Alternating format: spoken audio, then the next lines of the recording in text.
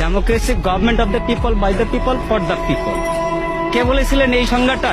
আমেরিকার 16তম president Abraham Lincoln, একজন মুচির ছেলে।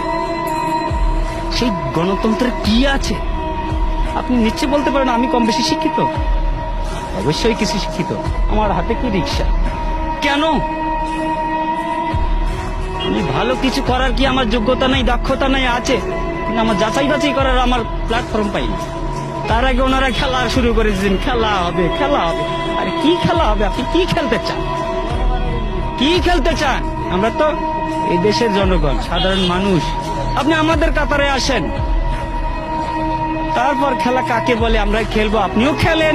দেশ স্বাধীন হয়েছে, এই স্বাধীনতার দলিলটা কার কাছে আছে? দলিলটা কার কাছে আছে?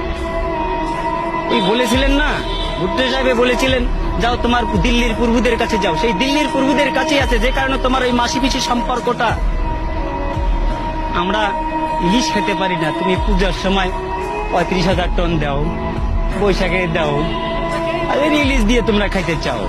আমার আছে 42 বছর বয়সে, আমি পাইনি আজ পর্যন্ত নিজের হাতে নিজে রোজগার করা টাকা দিয়ে এক পিস ছোট হোক বড় হোক একটা ইলিশ মাছ কিনতে। আরে বৈশাখ মাসে আমরা ইলিশ দিয়ে পান্তা কোথার থেকে? লবণ দিয়ে তো খাওয়ার সুযোগ পাই না।